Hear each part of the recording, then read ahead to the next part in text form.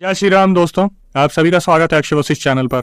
इस चैनल पर मैं अक्षय वशिष्ठ आपको ऐसे पैरानॉर्मल इंसिडेंट और एक्टिविटीज के बारे में बताता हूं जो कि हमारे फॉलोअर और सब्सक्राइबर हमारे साथ शेयर करते हैं।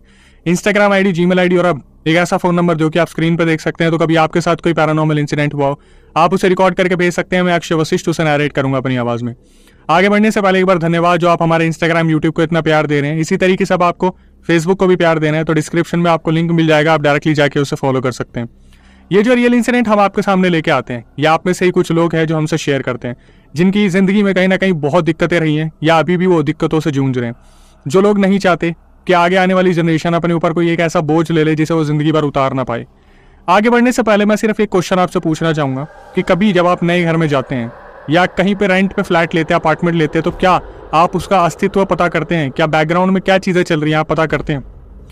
आज का जो पूरा रियल इंसिडेंट है वो हमें अमित ने शेयर किया है। अमित, जिनकी पूरी फैमिली कानपुर से बिलोंग करती थी, फिलहाल अमित जो है वो नोएडा में रिसर्च एनालिस्ट की जॉब करते हैं।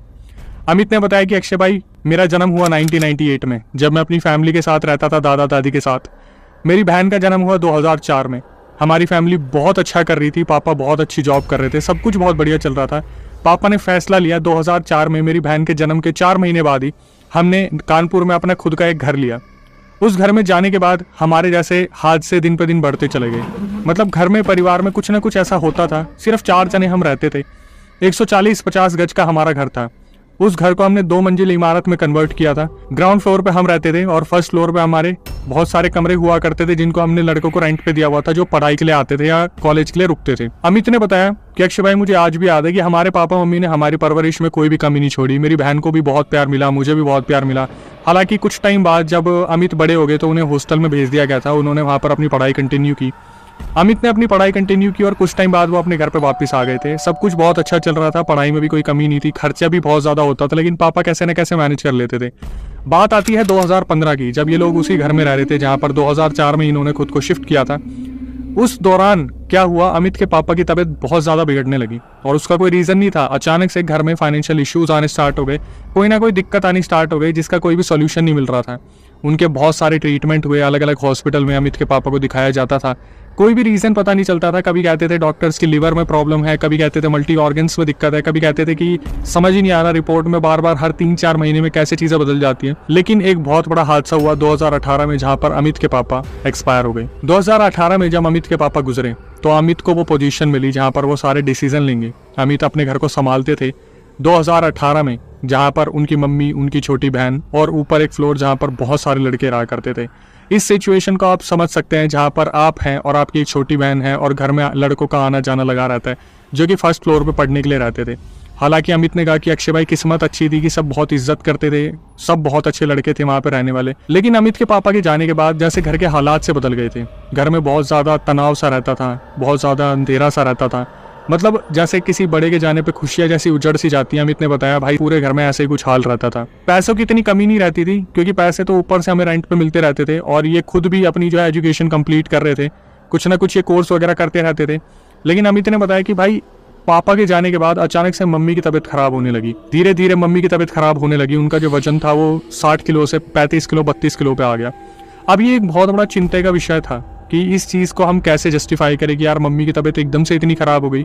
अमित ने बताया कि भाई 2018 में, जब पापा के जाने के बाद 2018 के अंदर अंदर मम्मी की तबीयत बहुत ज्यादा खराब हो गई। उनका वजन बहुत ज्यादा टूटने लग गया।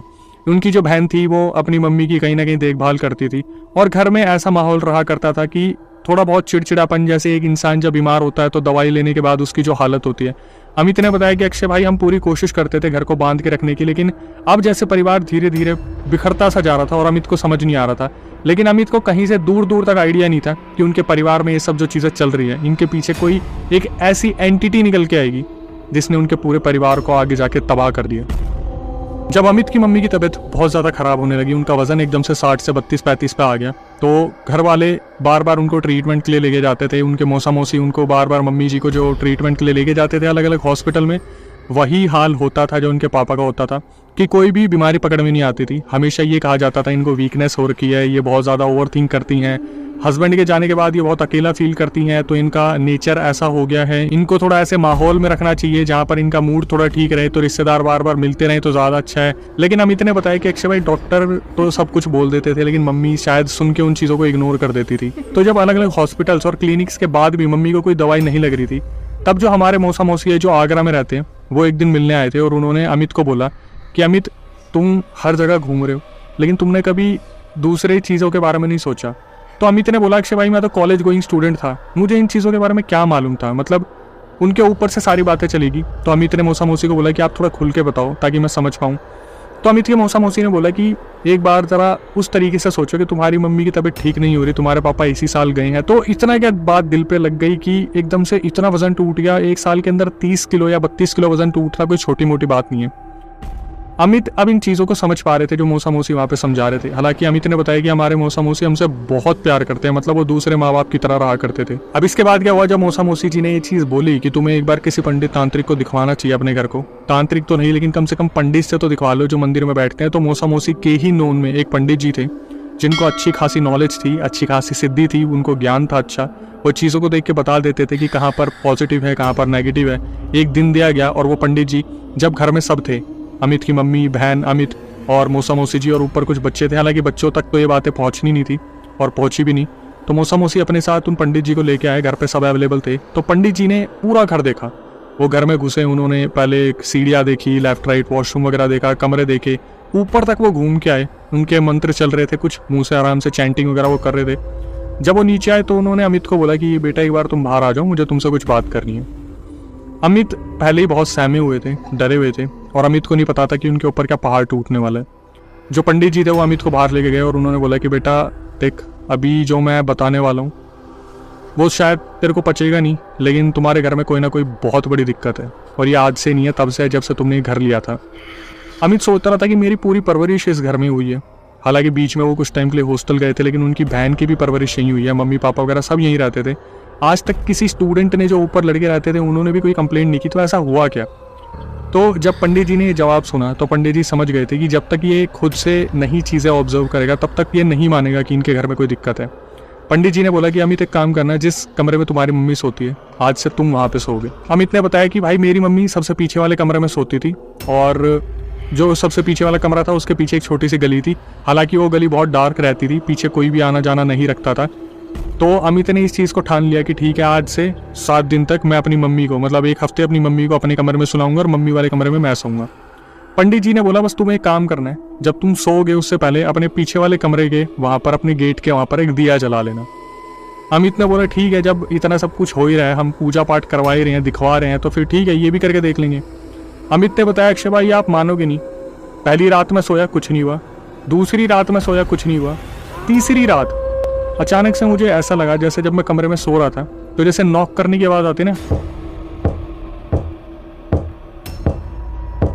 पहले अमित को लगा यार आगे पीछे कोई काम तो नहीं चल रहा, लेकिन रात के 2:30 बज रहे थे, कौन काम करेगा। अमित ने थोड़ा सा इग्नोर करा इस चीज़ को, लेकिन फिर उन्हें ऐसा लगा जैसे वाटर टैप किसी ने ऑन कर दिया। वो उठे और जब देखने गए तो वाटर टैप ऑफ था। तो ये अजीब अजीब सी आवाज़ें कैसी आ रही थी। अमित ने सोचा कि मेरा वहम है और अमित सो गए, लेकिन उन्हें नहीं मालूम था कि अब से उनके घर में जो चीज़ें उन्हें फील हो रही थी वो आगे जाके उनकी ज़िंदगी कितनी बुरी तरीके से बर्बाद करने वाली थी। अब आती है चौथी रात की बात। अमित ने फिर दिया जलाया और अमित उस कमरे में सो गए। अमित को ऐसा लगा जैसे ऊपर कोई रात के 2-2:30 बजे कील ठोक रहे हैं। अमित अजीब से गुस्से में हो गए और अमित फटाफट से सीढ़ियाँ चढ़ते हुए ऊपर गए और नॉक करा। वहाँ पे जो लड़के थे जो सो रहे थे वो उठ के आए अपनी आँख रगड़ते हुए कि भैया क्या हुआ। तो अमित सीधा अंदर घुस जाते कि ये कोई टाइम है कील ठोकने का, तुम्हें पता नीचे हम सो रहे हैं फिर भी तुम ये हरकत कर रहे हो। अमित ने सारे कमरे छान मारे, कोई भी वहाँ पर कील नहीं ठोक रहा था। अमित अपना सर खुजाते हुए नीचे आ गए और ऊपर वाले लड़कों ने बोला भी कि भैया हम इतनी रात को ये सब कुछ क्यों करेंगे, आपको शायद कुछ ऐसा वहम हुआ होगा, आप सो जाओ। अमित ने बताया कि भाई मैं नीचे आया, थोड़ी ही देर वो लेटे थे, अचानक से फिर वही आवाज़ नॉक करने की, वो आवाज़ आनी स्टार्ट हो गई। अमित को लगा यार कुछ तो गड़बड़ है जो ना समझ से परे जा रही है। अमित को फिर भी अंदाज़ा नहीं था कि जिस कमरे में वो सो रहे हैं वहाँ पर कोई एक बहुत बड़ी एंटिटी उनकी मौत का इंतज़ार कर रही है। अब बात आती है 5वीं रात की। अमित ने बताया कि अक्षय भाई नवंबर का टाइम था जब 5वीं रात में वहाँ पर सोया दिया जलाकर। किसी को कोई ज़रूरत नहीं होती कि नवंबर में वो AC चलाए, पंखा चलाए, कंबल ओढ़ के सोते हैं लोग। अमित ने बताया मैं भी कंबल ओढ़ के सो रहा था और अचानक से मुझे ना हवा का झोंका महसूस होने लगा, जैसे कमरे में कहीं से हवा का झोंका आ रहा है। एक घर जो पूरी तरीके से पैक है, उसके अंदर कहाँ से हवा आएगी? ना तो कोई पंखा चल रहा है, ना कूलर, ना एसी, कुछ भी नहीं। और मुझे ठंड लगने लगी। मैं उठ के बैठा, मैंने देखा कि ऐसा लग रहा है जैसे कमरे में किसी की प्रेजेंस है। बार बार ऐसा लग रहा है जैसे वाटर टैप ऑन हो रहा है, ऑफ हो रहा है, आवाज़ें आ रही हैं, कभी कील ठोकने की, कभी खटखटाने की। वो अपने आप को पागल समझने लगे थे। बड़ी मुश्किल से उनकी 5वीं रात बीती।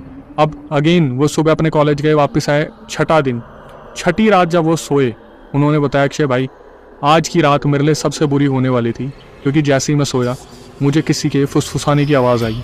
रोंगटे खड़े हो गए अमित के सुनने के बाद कि कमरे में है कौन उनके अलावा। उन्होंने उठ के देखा, ना तो बहन ना मम्मी, कोई नहीं, बिल्कुल सन्नाटा। और कमरे में किसी के फुसफुसाने की आवाज़ आ रही है, जैसे कोई उनके कान के आसपास आके कुछ बोल रहा है।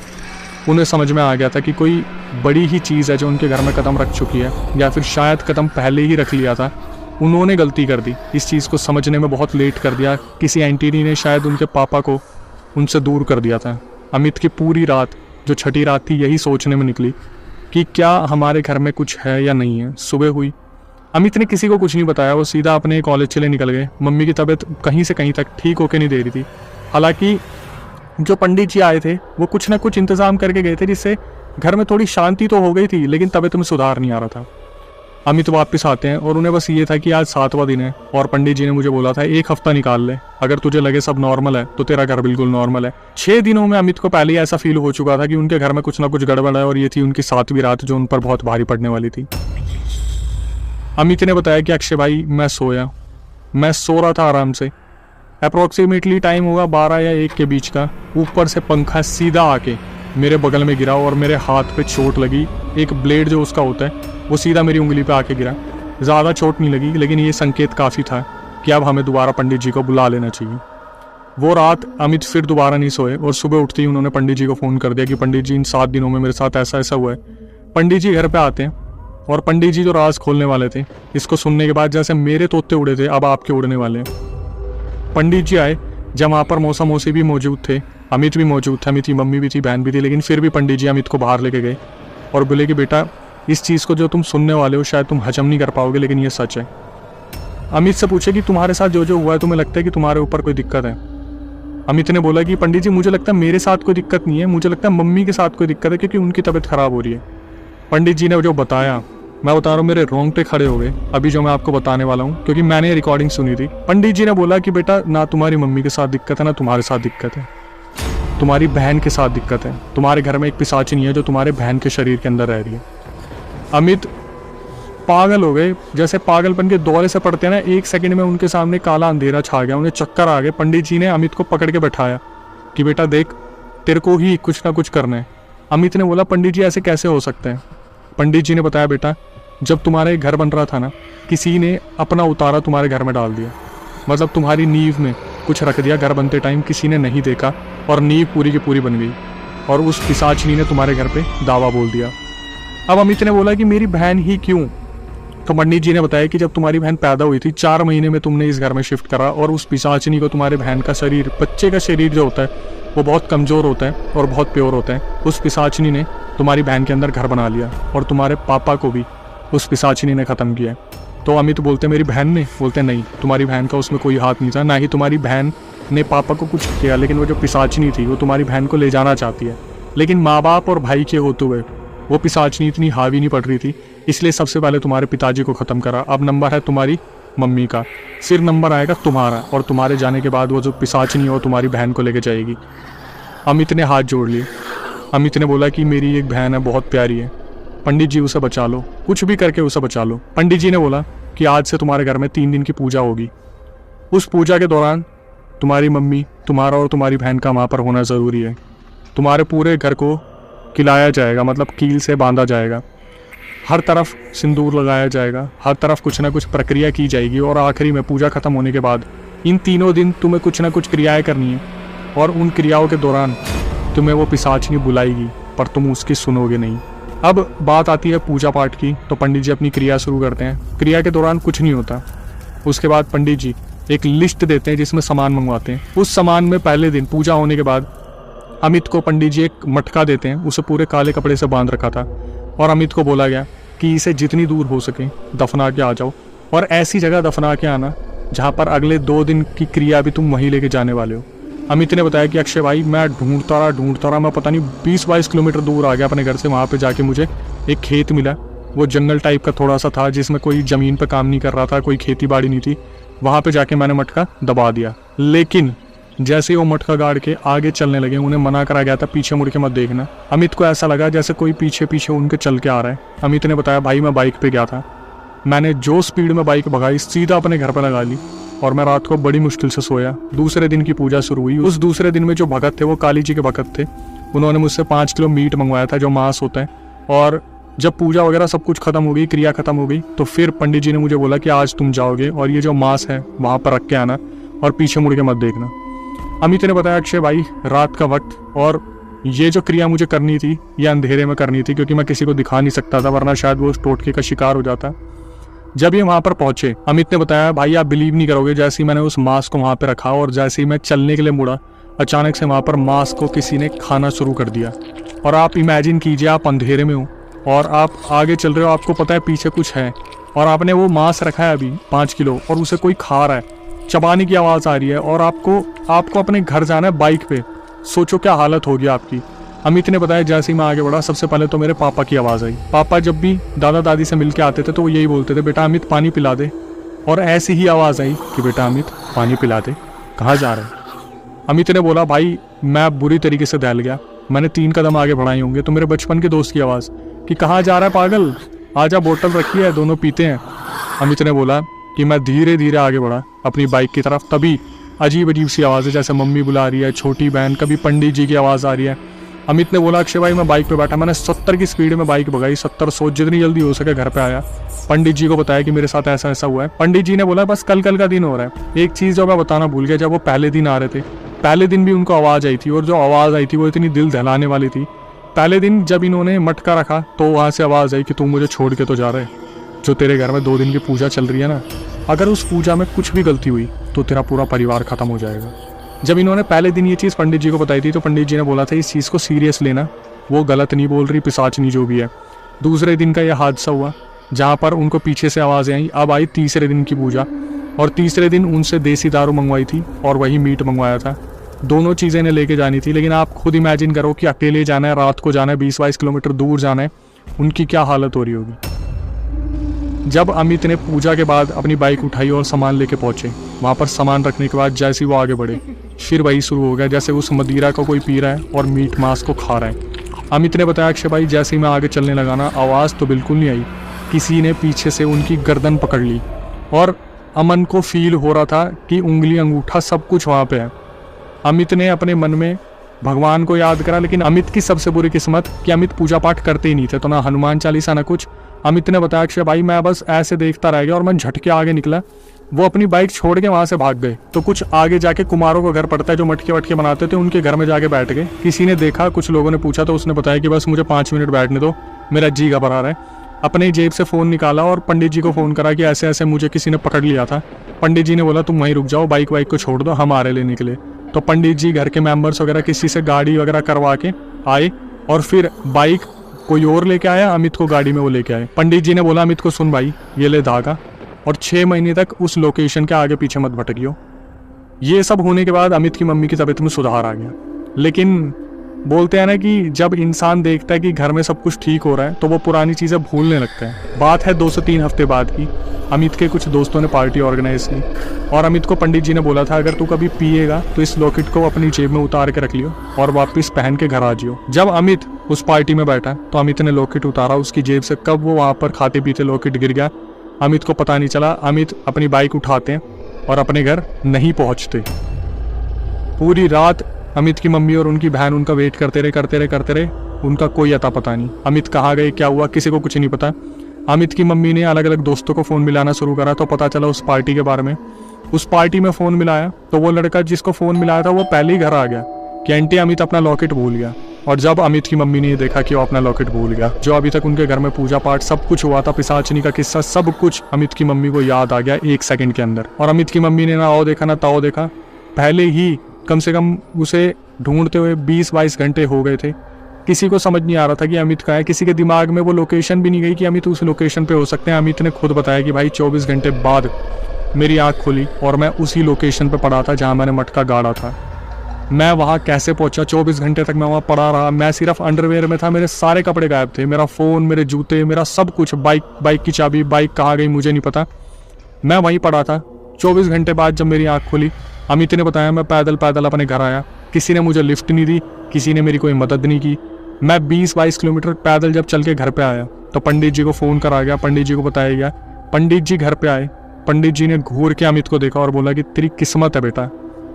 पंडित जी ने अमित को कुछ क्रियाएं बताई थी कि अगर अपनी ज़िंदगी में तुझे बच के रहना है तो इस लॉकेट को कभी मत छोड़ियो कहीं पे, और अमित से वही हो गया। लेकिन अमित जिस चीज़ की वजह से बच गए, अमित को बोला गया था कि बेटा जब तीसरे दिन की पूजा खत्म हुई थी, आज से तेरे को काली माता को पूजना है, डेली दिया जलाएगा और काली माता का शुक्रिया करेगा तू कि उन्होंने मुझे भेजा, मतलब किसी मैसेंजर को भेजा तुझे बचाने के लिए। और काली माता ने कहीं ना कहीं अमित को उस एंटिटी से बचाया उस दिन जब वो वहाँ पर 24 घंटे के लिए गायब हो गए थे। अब अमित के दिमाग में सबसे बड़ा सवाल कि उन 24 घंटे में अमित के साथ क्या हुआ, अमित ने क्या करा या अमित वहाँ तक पहुँचे कैसे। लेकिन ये राज रह गया। बस अमित को इतना पता है कि आज भी वो लॉकेट उनके गले में परमानेंट है और वो उस लॉकेट को उतार नहीं सकते। उन्होंने हमें रीच किया इस चीज़ के लिए कि भाई इसका क्या सॉल्यूशन है, लेकिन जब सॉल्यूशन ऑलरेडी मिला हुआ है कि भाई कोई चीज़ आपको दी है और वो आपकी रक्षा कर रही है, क्या आप अपने भगवान को अपने आप से दूर कर सकते हो? नहीं कर सकते ना। काली माँ ने अगर आपको आशीर्वाद दिया है कि ये लॉकेट आपको पहनना है, आप हर एंटिटी से बच के रहोगे, तो इससे अच्छा क्या है। एक चीज़ तो इंसान अपने साथ रख ही सकता है, वैसे ही अपने दिमाग में 100 टेंशन लेके घूमता है। एक लॉकेट अगर अच्छे के लिए रख सकता है तो क्या ही बुरी बात है। फाइनली अमित के घर में सब ठीक है। कभी ना कभी उसे बुरे सपने आते हैं और वो आएंगे भी, क्योंकि वो चीज़ें उनके दिमाग में घुस चुकी हैं। उनकी मम्मी बिल्कुल ठीक है, पंडित जी का आशीर्वाद है, बहन भी अब बिल्कुल ठीक है। लेकिन जो पिशाचनी है, सबसे बड़ा क्वेश्चन जिसे उतारा गया है, अगर कल को उस मटके को खोला गया या कल को उस जगह पर किसी का घर बना, तो क्या वो पिशाचनी उस इंसान को छोड़ेगी? या कभी ऐसा हुआ कि उस जगह पर काम शुरू हुआ और वो मटका खुल गया, तो क्या वो पिशाचनी अमित के पीछे नहीं आएगी? हमारी बस यही दुआ होगी कि अमित और उसका पूरा परिवार हमेशा सुरक्षित रहे। और ये चीज़ जो लास्ट में मैंने बोली है, ये किस लिए? क्योंकि आप खुद इमेजिन कीजिए कि जब आप ये वीडियो देख रहे हैं, अगर आप भी पोजेस हुए तो, या आपके अगल बगल कोई एंटिटी खड़ी हुई तो कैसा रहेगा? फिर भी मेरी आपसे क्या ही रिक्वेस्ट होती है कि चैनल को सब्सक्राइब कर लो। जो लोग नए आए हैं चैनल पे, भाई उनसे सबसे बड़ी ये रिक्वेस्ट होती है कि चैनल को सब्सक्राइब कर लो, बेल नोटिफिकेशन ऑन कर लो, क्योंकि हम सब्सक्राइबर्स से ये किस्से लेते हैं, फिर अपनी ज़ुबान में उन्हें बताते हैं, उनके साथ जो दर्दनाक हादसे हुए हैं वो लेके आते हैं। तो हमारे पास रिकॉर्डिंग होती है, हम रियल प्रूफ के साथ सब कुछ कर रहे हैं। और ये लोगों के साथ जो हादसे हुए हैं, लोग कमेंट करते हैं, हम पिन करते हैं, इतना भरोसा कौन लेके चलेगा? तो हमारा मोटिवेशन तो आप बना ही सकते हो कि चैनल को सब्सक्राइब कर लो। इतना बस आपसे रिक्वेस्ट होती है। इसके बाद आपकी भारी डिमांड पर हमने पॉडकास्ट चैनल स्टार्ट किया जिसका नाम है Akshay Vashishtha horror show. Description में उसका लिंक है, भाई उसे जाके सब्सक्राइब कर लो, ताकि मैं यहाँ पॉडकास्ट अपलोड करना बंद कर दूँ, वहाँ पर सिर्फ हो। आप खुद भी उसका हिस्सा बन सकते हैं। जैसे हम गेस्ट को बुलाते हैं, हम सब्सक्राइबर को भी बुलाते हैं, उनके साथ जो रियल हादसे हुए हैं वो अपना पूरा कैमरे पे आके बता सकते हैं दुनिया के सामने, अगर वो चाहते हैं तो। प्रक्रिया में आपको बता देता हूँ, जो स्क्रीन डिस्क्रिप्शन पे आपको नंबर दिख रहा है उस पर पूरा रियल इंसिडेंट रिकॉर्ड करके भेज देना है और नीचे मेंशन कर देना है व्हाट्सएप पे कि हम पॉडकास्ट में आना चाहते हैं। मैं एक बार उसे देखूंगा, टीम देखेगी, रिव्यू करेगी, उसके बाद दिल्ली में हमारा सेंटर आपको बुलाया जाएगा। इसके बाद यही कहूँगा भाई, जो इंस्टाग्राम यूट्यूब को आप प्यार दे रहे हैं इसी तरीके से बनाए रखिए। फेसबुक को भी आपको इसी तरीके से प्यार देना है, तो जाकर डिस्क्रिप्शन में लिंक का फॉलो कर लो। और आखिरी में यही कहूँगा, अपने माँ बाप का जितना हो सके ध्यान रखो, क्योंकि जब आप छोटे थे उन्होंने आपका ध्यान रखा था। भाई बहनों से करीब रहो, उनकी हरकतों पर ध्यान दो, जितना हो सके सेफ रहो और भगवान को मत भूलो। हमारी कुल देवी को जय हो, हमारे भगवान को जय हो। नई वीडियो नए पॉडकास्ट आने तक stay tuned with the channel. 24 घंटे बाद ठीक उसी समय रात को मैं होश में आया। मतलब मेरे शरीर में सिर्फ मेरी अंडरवेयर है, बाकी कोई कपड़ा मेरे शरीर पे नहीं है। मैं उठा, फ़ोन वोन सब गायब हो चुका है, कुछ भी नहीं है। अब मानोगे नहीं कि भाई मैं सिर्फ अंडरवेयर पहने मैंने 20 किलोमीटर पैदल चल के मैं घर आया।